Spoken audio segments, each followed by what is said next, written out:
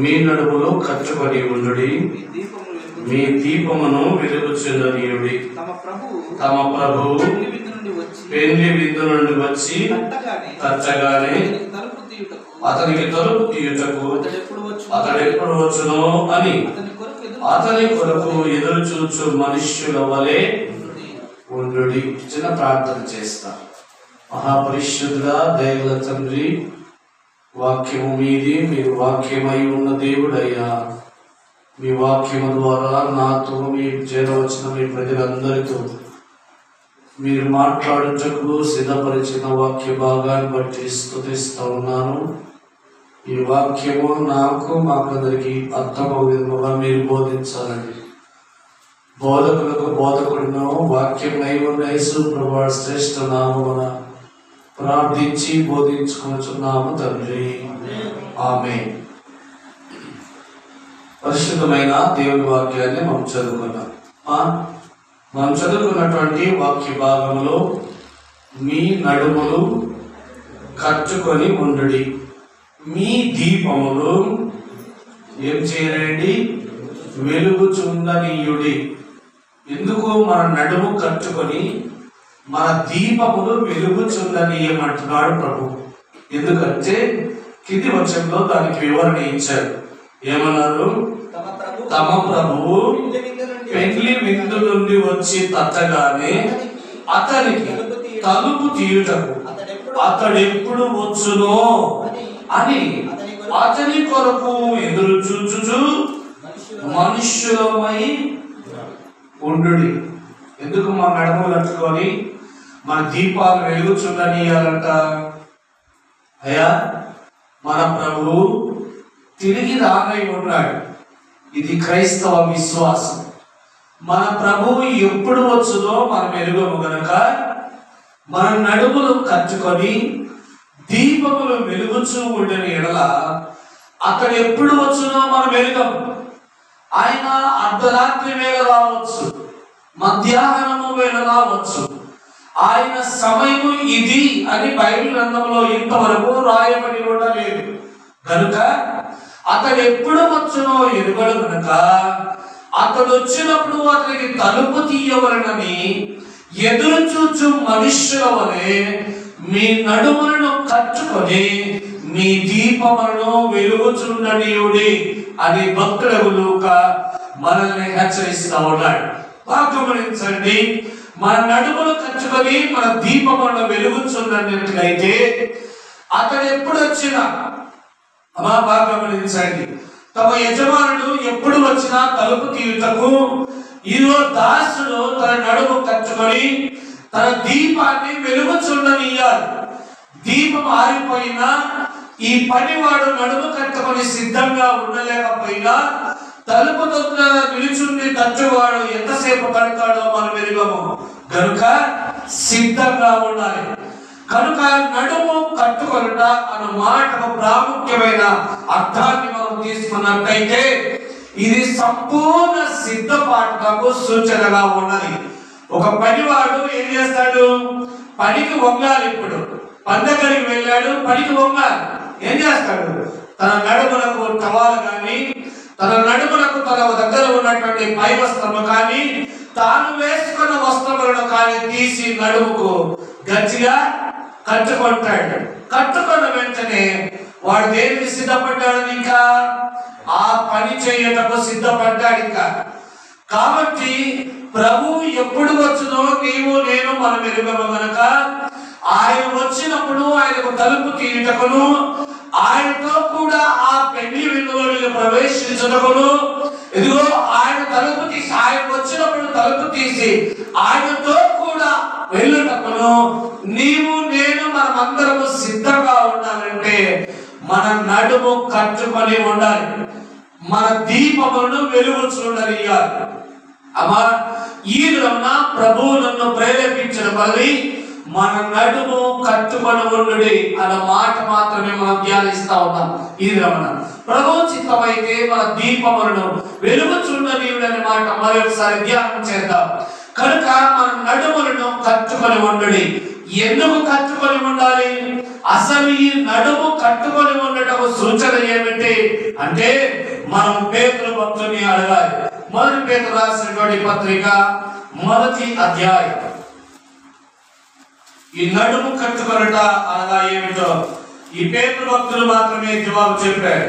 పేతురు భక్తులు రాసిన మొదటి పత్రిక 1వ అధ్యాయము 13వ వచనం. కాబట్టి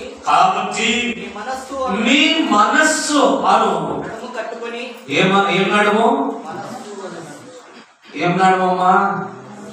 మన మనస్సు నడుము కట్టుకొని నిబ్బరమైన బుద్ధి గల వారై యేసు క్రీస్తు ప్రత్యక్షమైనప్పుడు మీకు దేవుడు కృప విషయమై సంపూర్ణ నిరీక్షణ కలిగి ఉండుడి.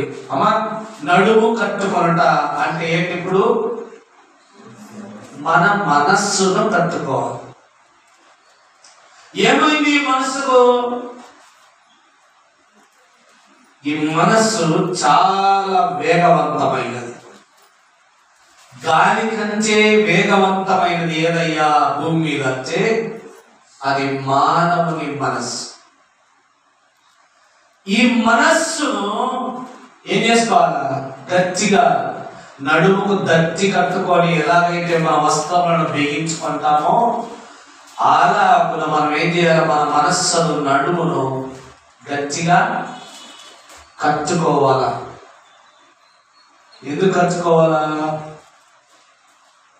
కట్టుకోకపోతే దేవుని ఆజ్ఞను మనము నెరవేర్చలేము.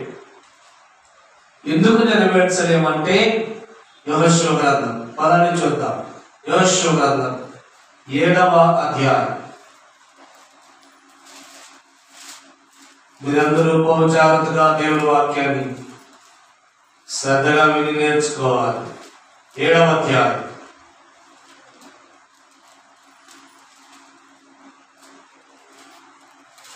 20-21 వచనం. అంతా చదివిస్తే సమయం చాలా పెద్ద కథ ఇది. కాబట్టి నేను ప్రాముఖ్యమైన విషయాన్ని మాత్రమే చదివిస్తాను. 20-21 వచనం. ఆకాను యెహోషువతో ఇశ్రాయేలీయుల దేవుడైన యెహోవాకు విరోధముగా నేను పాపము చేసినది నిజము. దోపుడు సొమ్ములో మంచి షీనారు పైవస్త్రమును 200 తులముల వెండిని 7 తులముల ఎత్తుగల బంగారు కమ్మిని చూచి వాటిని ఏం చేసి ఆశించి ఏం చేశాడంట? అయ్యా నాకు చెప్పండి. ఎరికో అని ఒక గొప్ప పట్టణం మీదకి దండెత్తి వెళ్ళారు. ఆ ఎరికో కోటలు బలమైనటువంటి దుర్గము కలిగినటువంటి కోటలు. దాని చుట్టూ ఉన్నటువంటి కాంపౌండ్ వాళ్ళు కూడా ఎవడు వారి పర్మిషన్ లేకుండా చీమ కూడా వెళ్ళలేనటువంటి గొప్ప పట్టణం అది. అటువంటి పట్టణాన్ని దేవుడు నేను మీకు అప్పగిస్తున్నాను. ఆ పట్టణము ప్రాకారములను కాంపౌండ్ గోడ నేను మీ కొరకు పగలగొడుతున్నానని వారికి ఆజ్ఞాపించి వారు చేయవలసిన ధర్మం అంతా జరిగించిన తర్వాత జనులు ఆర్భటించి కేకలు వేయగా ఆ బలమైన కోట గోడలు కలిగినటువంటి కాంపౌండ్ కలిగినటువంటి ఆ ఎరికో కాంపౌండ్ పట పగిలిపోయింది. దేవుడు ఎరికోను అప్పగించాడు. జనులందరూ కూడా ఎరికో పట్టణంలోనికి ప్రవేశించారు. ఇశ్రాయేలు జనమంతా ఎరికో పట్టణంలోనికి ప్రవేశించి దేవుడు తమకు ఆజ్ఞాపించిన విధముగా స్త్రీలు, పురుషులు, పిల్లలు, పెద్దలు ఎవరిని లక్ష్య పెట్టకుండా ఎవరికి చిక్కిన వారిని హతమారుస్తూ దేవుని సైన్యము దేవుని ఆజ్ఞలు నెరవేర్చు విషయంలో పరిగెత్తుతా ఉన్నారు. వారు వారి కాళ్ళ కింద వారి పాదముల కింద వెండి దండిగా కనబడతా ఉంది. బంగారు కమ్మిలు కనబడతా ఉన్నాయి. ప్రశస్తమైన వస్త్రములు దేవుని సైన్యములకు కనబడతా ఉన్నాయి. వాటన్నిటినీ వారు వారి పాదముల కింద ఉంచి వారి పాదములతో త్రొక్కొట్టు దేవుని ఆజ్ఞ నెరవేర్చడం వేగిర పడతా వారు ఎరికో పట్టణాన్ని దేవుని ఆజ్ఞానుసారంగా వారు జయించడం ప్రయత్నిస్తా ఉంటే ఈ ఆకారాన్ని వాడు ఏం చేశాడంట?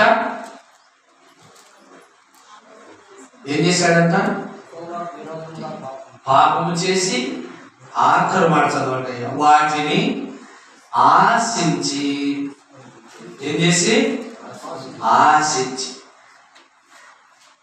దేవుని ఆజ్ఞ ఏంటి? నీవు అందులో నూలు పోగొని ముంచుకునడం వీలు.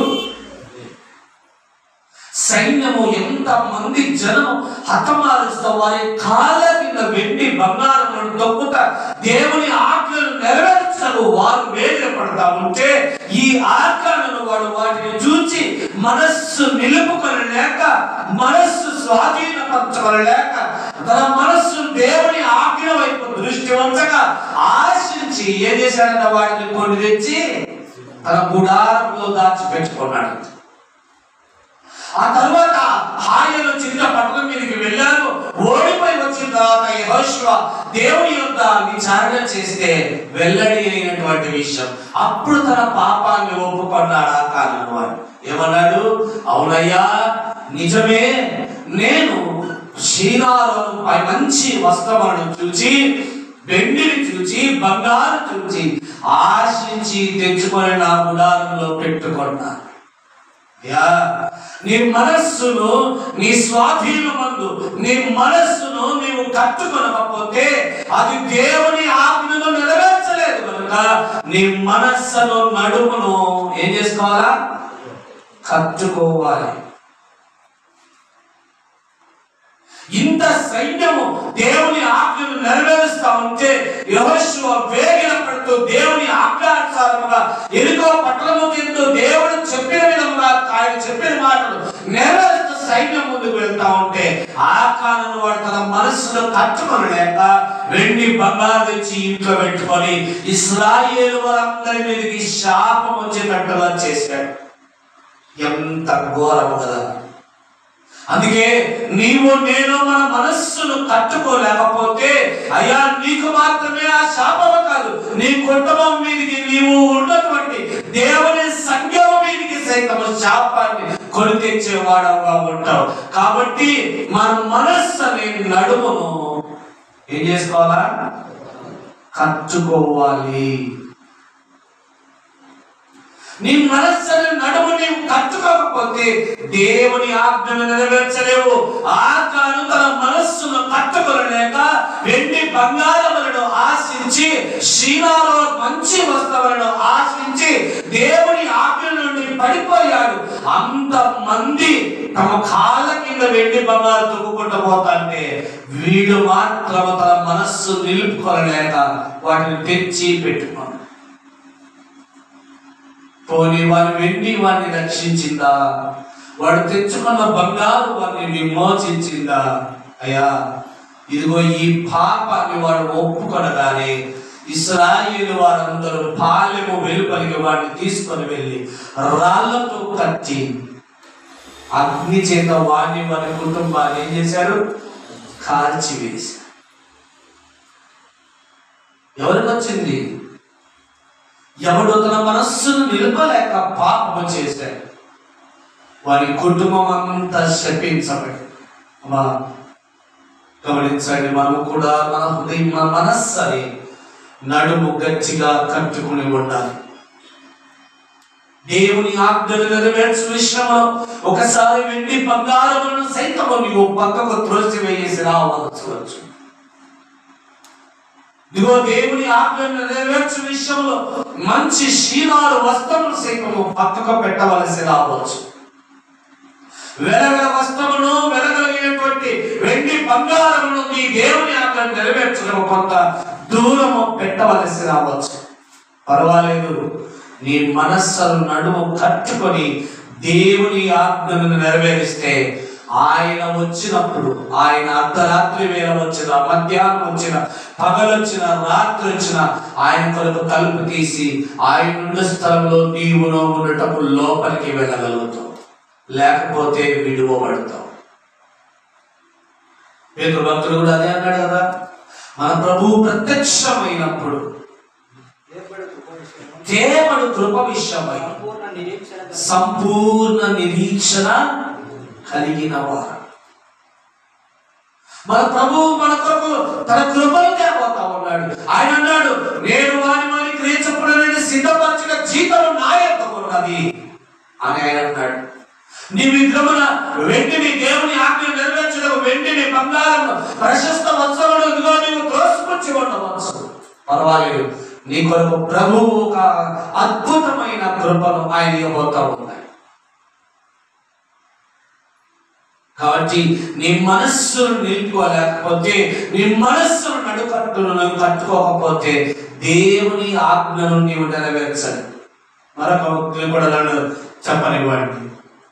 రాజుల రెండవ గ్రంథం 5వ అధ్యాయం. ఇక్కడ కూడా ఒక ఆయన ఉన్నాడు.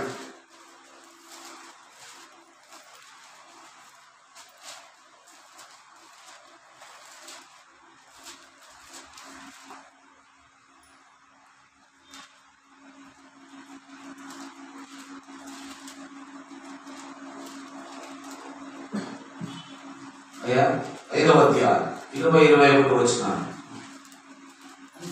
అంతటా దైవజనుడైన ఈషా సేవకుడు గేహజీ సిరియనుడైన ఈ నయమాను తీసుకొని వచ్చిన వాటిని అంగీకరించటము నా యజమానునికి మనస్సు ఏం లేదట. ఆయన యజమానునికి మనస్సు లేకపోయినా ఈయనకేముంది? ఆ మనస్సు ఉంది. చూడండి, ఇది చదవండి. మనస్సు లేకపోయినా కానీ యెహోవా జీవకుడు నేను పరిగెత్తుకొని పోయి అతని కలుసుకొని అతని యొక్క ఏదైనా తీసుకొని అనుకొని నయమాను కలుసుకొనుటకై పోవుచుండగా నయమాను తన వెనుక నుండి ఆయా పరుగులు వచ్చుచున్న వారిని చూచి తన రథం మీద నుండి దిగి వాడిని ఎదుర్కొని క్షేమమా అని అడిగాను. అతడు క్షేమమే అని చెప్పి నా యజమానుడు నా చేత వర్తమానం పంపి ప్రవక్త శిష్యులిద్దరు ఎవరును ఎఫ్రాయిం మన్యం నుండి నా దగ్గరికి ఇప్పుడే వచ్చింది కనుక నేను వారి కొరకు 2 మొలవల వెండి 2 దుస్తుల బట్టలను దయచేయమని. నయమాన్ అనేవాడు కుష్ఠవ్యాధి గలవాడు. తన ఇంట్లో ఒక పని పిల్ల చెప్తే ఎలీషా దగ్గరకు వచ్చాడు. ఎలీషా నన్ను యోర్దాను నదిలో 7 మార్లు మునిగి వెళ్ళిపో అన్నాడు. నయమాన్ అన్నాడు, అయ్యా నీ కొరకు వెండి బంగారు పట్టుకొచ్చాను, వీటిని స్వీకరించయ్యా అని అన్నాడు. స్వీకరించయ్యా అంటే అన్నాడు, నీ వెండి నీ బంగారు ఏది నాకు అక్కరలేదు, నీవు బాగుపడాలంటే వెళ్ళి యోర్దాను 7 మార్లు మునిగి వెళ్ళిపో అన్నాడు. ఈ వెండి బంగారు తన సేవకుడైన ఎలీషాకు చూపించారు కదా. పక్కనే ఉన్న ఆయన శిష్యుడైన గేహజీ చూచి ఆ కానుక పుచ్చుకోవడానికి నా యజమానికి మనస్సు లేదు, నాకు గొప్ప మనస్సు ఉందని ఆ వెండి బంగారముల కొరకు పరిగెత్తి ప్రవక్త మీద అబద్ధం చెప్పి ఆ వెండి బంగారములను కొని తెచ్చుకున్నాడు. ఇలాగే మనం కూడా ఎన్నోసార్లు చూచి మన మనస్సు నిలుపుకోలేక ఎన్నో తప్పిదాలు మానవ జీవితంలో చేస్తూ ఉంటాం. మనస్సు నిలుపుకోలేరు, మనస్సు తానుకోలేరు, వారి మనస్సులో నడుము కట్టును కట్టుకోలేరు. వాళ్ళు గేహజీ చూశాడంటే తన మనస్సును ఆపలేకపోతా ఉన్నాడు. నా యజమానుడు చూడు, ఇంత వెండి ఇంత బంగారు ఇన్ని ప్రశస్త వస్త్రాలు తీసుకొని వచ్చి ఇస్తా ఉంటే వద్దని వెనక్కి పంపించేస్తా ఉన్నాడు. నేనైనా కొన్ని తెచ్చుకుంటాను, పరిగెత్తుకొని వెళ్ళి తెచ్చుకున్నాడు. ఎంత భయంకరమో కదా.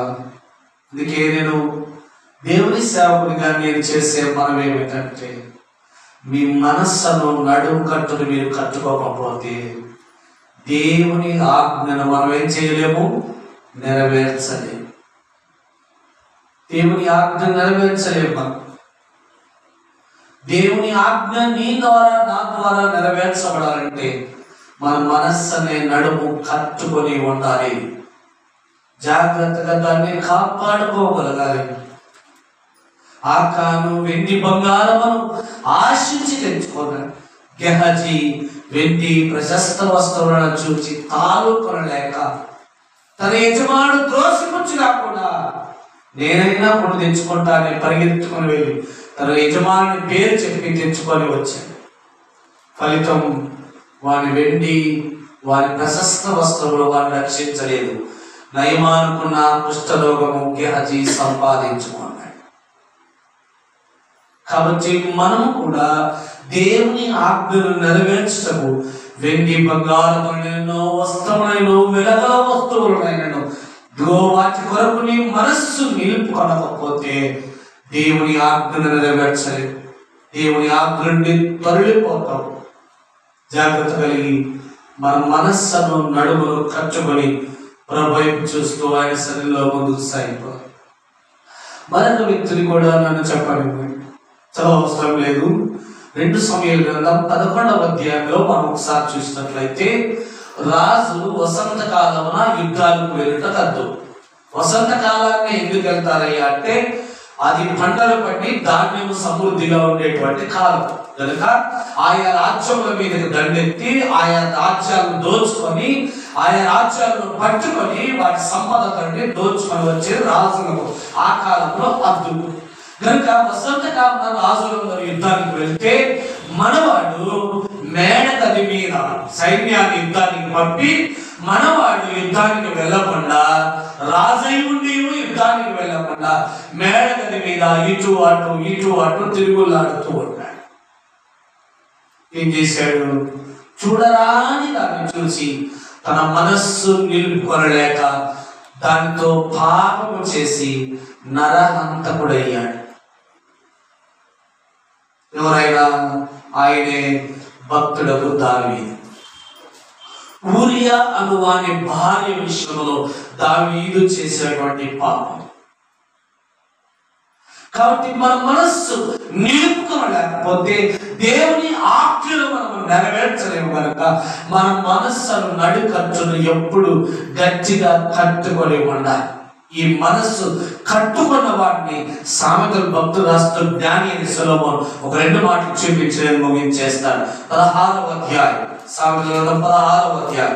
ఈ మనస్సు కట్టుకున్నవాడు, ఈ మనస్సు దృఢపరుచుకున్నవాడు, ఈ మనస్సును నడుము కట్టును జాగ్రత్తగా కట్టుకున్నవాడిని ఉద్దేశించి భక్తులు సొలొమోను 2 మాటలు మాత్రం నేను చూపించి నేను ముగించేస్తా. సామెతల 16వ అధ్యాయం 32వ వచనం.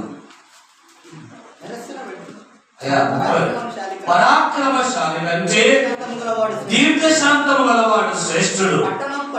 పట్టణము పట్టుకొను వాని కంటే తన మనస్సు స్వాధీనపరచుకున్న వాడు శ్రేష్ఠుడు. ఎవరు శ్రేష్ఠుడు అంతయ్యా? పట్టణము పట్టుకున్న పరాక్రమశాలి కంటే, పట్టణములను జయించిన పరాక్రమవంతుని కంటే తన మనస్సును స్వాధీనపరచుకున్నవాడు శ్రేష్ఠ. అయ్యా మనం అనుకుంటాము ఇదిగో పట్టణాన్ని జయించేటువంటి శక్తి సామర్థ్యాలు బల సౌందర్యములు మనకున్నాయి కనుక మనం శ్రేష్ఠులు అని మనం అనుకుంటున్నాం. నీకున్న వెండి బంగారం, నీకున్న ధన సమృద్ధి, నీకున్న అందచందాలు, నీకున్న మేలుని ఏదైనా సరే నీ మనస్సు స్వాధీనం ఉంచుకోకపోతే వాటికి ప్రమాదమే. మన మనస్సును స్వాధీనపరచుకోకపోతే నీ దగ్గర ఎంతున్నా, నీవెంత బలవంతుడమైనా, నీవెంత శక్తివంతుడమైనా నీ మనస్సును నీ స్వాధీనం ఉంచుకోకపోతే నీకు పతనమే. దావీదు రాజై ఉండి గొప్ప కుటుంబం కలిగిన వాడై ఉండి అదిగో అంతటి పరాక్రమం కలిగినటువంటి రాజై ఉండి కూడా ఇదిగో ఆ స్త్రీ విషయంలో తన మనస్సును నిలుపుకోలేక పాపము చేసి దేవుని శాపాన్ని కొని తెచ్చుకున్నాడు. కాబట్టి మనము కూడా మన మనస్సును స్వాధీనపరచుకోవాలి. అమ్మా నీకు ఉండొచ్చు దినమునకు 1000-2000 సంపాదించే సామర్థ్యం నీకు ఉండొచ్చు. నీకు ప్రశస్తమైన వెలగల వస్తువులను కట్టుకొని ధరించుకునే ధన్యత నీకు ఉండవచ్చు. కానీ నీ మనస్సు నీ స్వాధీనవంతు లేకపోతే, నీ మనస్సుని నడుమును కట్టుకొని ఉంచకపోతే నీవు ప్రమాదంలో ఉన్నావు. ప్రభువు వచ్చినప్పుడు ఆయనతో కూడా ఉండేటకు నీవు విడవబడే స్థితిలో ఉన్నావేమో. జాగ్రత్తగా మన మనస్సును స్వాధీనపరచుకుందాం. పట్టణము పట్టుకునే బలమున్న తన మనస్సు తన స్వాధీనమందు లేకపోతే ఏమైపోతామయ్యా?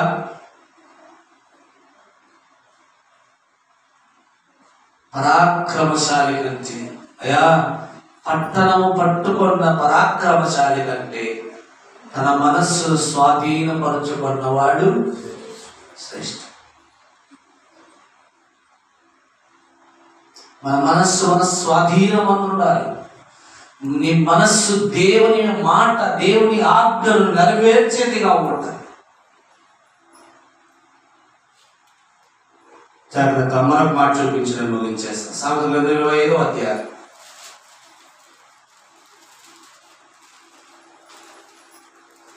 28వ వచనం. మాట బాగా గమనించండి. ప్రాకారము లేక పాడైన పురము ఎంతో తన మనస్సును అంచుకొనలేనివాడు. అంతే. ప్రాకారము లేక పాడైన పురము ఎంతో తన మనస్సును స్వాధీనపరచుకొనలేనివాడు కూడా అంతే. ప్రాకారము లేకపోతే పట్టణం ఏమైపోతుంది? ఇప్పుడు మన భారతదేశం సరిహద్దు చుట్టూ కూడా ప్రాకారము. భారతదేశం సరిహద్దు చుట్టూ ప్రాకారం ఉండటే కాదు, ఆ సరిహద్దు చుట్టూ కూడా భారత సైన్యము ఎప్పుడు కాపలా కాస్తూనే ఉంటుంది. ఆ సరిహద్దు వెంబడి అంతా. కాబట్టి ఆ సరిహద్దు పట్టణము ప్రాకారము, ఆ ప్రాకారమే లేకపోతే, భారత సైన్యం ఆ ప్రాకారం చుట్టూ కావలి ఉండకపోతే ఏమైపోతుంది? ఎవడెవడో వచ్చి జ్వరపడతాడో, ఎవడెవడో వచ్చి ఏం చేస్తాడో, మన దేశాన్ని ఏం నాశనం చేస్తావో మనం ఎరుగం. కాబట్టి అయ్యా, ప్రాకారం లేని పురము, ఆడైపోయిన పురము ఎంతో తన మనస్సును స్వాధీనపరచుకోలేని వాడు కూడా అంతే. నీ మనస్సు నీ స్వాధీనం ఉండకపోతే, నీ మనస్సులోకి ఏమేమి వెళ్తాయో, నీ మనస్సు ఏం ఆశిస్తుందో, ఏం చెయ్యాలని కోరుకుంటుందో, ఏమి తినాలని కోరుకుంటుందో, ఏం తాగాలని కోరుకుంటుందో, నీ మనస్సుకు ఇచ్చ వచ్చినట్లు నీవు చేస్తకపోతే ఏమైపోతా? చివరికి అది నాశనాన్ని కొని తెచ్చుకుంటాను. నీ ఆత్మ దేహములో నిత్య నరకమునకు ఈడవబడుటకు సిద్ధమవుతాను. కాబట్టి ప్రాకారము లేని పురము, పాడైన పురము ఎంతో తన మనస్సును స్వాధీనపరచుకోలేని వాడు కూడా అంతే. కాబట్టి మన మనస్సు మన స్వాధీనం అందించుకోవాలి. నీ మాట వినేటట్టుగా నెరవేర్చుకోవాలి. అందుకే అపోస్తలుడైన పౌలు అంటాడు, అయ్యా, మీకు బోధించి నేనెక్కడ భ్రష్టుడనవుదునో అని నా దేహమును ఏం చేసుకుంటున్నాడంట? నలుగుగొట్టుకొనుచున్నా. ధనాన్ని చూచి ఆశపడకుండా, అయ్యా, అందమైన వాటిని చూచి ఆశించి నా మనస్సు నిలుపుకొనలేకుండానట్లుగా ఏం చేసుకుంటున్నాను? నా దేహాన్ని నలగొట్టుకుంటున్నాను. నీ మనస్సుకు ఇచ్చ వచ్చినట్లుగా నీవు చేస్తున్నావంటే దేవుని ఆజ్ఞ నుండి నీవు దూరం అయిపోతున్నావు. జాగ్రత్త. నీ మనస్సును స్వాధీనపరచుకోకుండా, నీ మనస్సుకు ఇచ్చ వచ్చినట్లుగా నీ కార్యాలు నీవు చేస్తా ఉన్నావంటే దేవుని ఆజ్ఞను నీవు మీరుతున్నావు. జాగ్రత్త. యాకోబు భక్తుడు అంటాడు, ఆజ్ఞాతిక్రమమే దేవుని ఆజ్ఞను అతిక్రమించుటయే పాపం. అంటే ఏదో కాదయ్యో. పాపం అంటే నీవు నేను ఊహించినది మాత్రమే కాదయ్యో. దేవుని ఆజ్ఞను అతిక్రమించుట కూడా గొప్ప పాపం. ఆదాము ఏం చేశాడు? దేవుని ఆజ్ఞను అతిక్రమించాడు. ఆకాను ఏం చేశాడు? దేవుని ఆజ్ఞను అతిక్రమించాడు. గెహజీ ఏం చేశాడు? దేవుని ఆజ్ఞను అతిక్రమించాడు. దావీదు భక్తులకు దావీదు ఏం చేశాడు? నీ పొరుగు వారి భార్యను ఆశింపకూడదని ధర్మశాస్త్రం బోధిస్తుంది. దేవుని ఆజ్ఞను అతిక్రమించి తన పొరుగు వారి భార్యను ఆశించి ఊరియా అను వారి మరణమునకు కారకుడయ్యాడు.